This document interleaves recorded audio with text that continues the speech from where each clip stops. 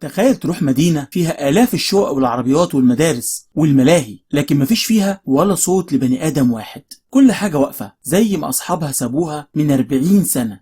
إيه اللي حصل؟ وليه مدينة كاملة اتحولت لمدينة أشباح في يوم واحد؟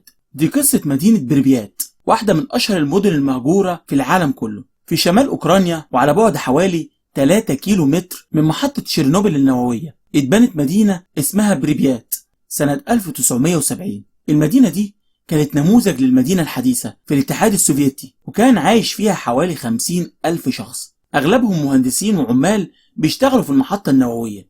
كانت الحياة هناك مثالية، المدارس مليانة أطفال، الملاهي بتستقبل العائلات كل يوم، والمحلات التجارية شغالة ليل ونهار. حتى ان المدينة كانت بتتوسع باستمرار، وكان متخطط ان يوصل عدد سكان المدينة ل80,000. لكن محدش كان يعرف ان كل ده هيختفي في ليلة واحدة بس. في فجر يوم 26 ابريل 1986، اثناء اختبار داخل المفاعل رقم 4 في محطة تشيرنوبل، حصلت سلسلة من الاخطاء الفنية والبشرية ادت الى انفجار ضخم داخل المفاعل النووي. الانفجار اطلق كميات هائلة من المواد المشعة في الجو، في واحدة من أسوأ الكوارث النووية في التاريخ. الغريب إن سكان بريبيات ما عرفوش الحقيقة في البداية. الناس صحت الصبح وراحت شغلها ومدارسها بشكل طبيعي، الأطفال لعبوا في الشوارع، والعائلات خرجت تتنزه، رغم إن الإشعاع كان غير مرئي وبينتشر في كل مكان. بعد حوالي 36 ساعة وصلت مئات الأتوبيسات للمدينة.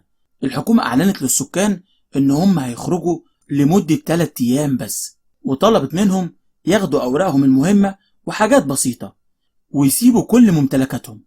الناس قفلت بيوتها وهي متأكدة انها راجعة تاني، لكنهم للأسف ما رجعوش أبدا. خلال ساعات أصبحت بريبيات مدينة خالية تماما من السكان. الملابس فضلت في الدواليب، والأكل على الترابيزة، والألعاب في غرفة الأطفال، وحتى مدينة الملاهي الشهيرة اللي كان المفروض تتفتح رسميا بعد أيام، عمرها ما استقبلت زائر واحد بعد الكارثة. اكتشف العلماء أن مستويات الإشعاع في بعض الأماكن كانت قاتلة، والمنطقة بقت غير صالحة للسكن لسنوات طويلة. ومع مرور الوقت بدأت الطبيعة بتستعيد المكان تاني.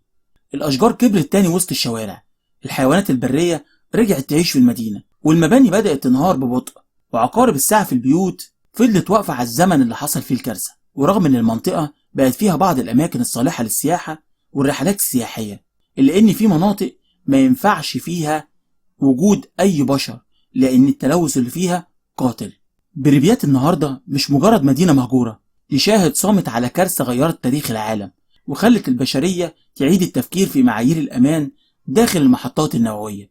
تخيل نفسك لو أنت وقفت في شارع فاضي وسط مدينة بريبيات، وشفت البيوت والمدارس والألعاب زي ما أصحابها سابوها من عشرات السنين، هتحس بإيه؟ اكتب رأيك في التعليقات، ولو حابب تعرف قصة مدينة مهجورة تانية أغرب من دي تابع الصفحة، لأن الفيديو الجاي هيكون عن مدينة ابتلعتها الرمال بالكامل. ما تنساش لايك وتابعني على الصفحة. السلام عليكم.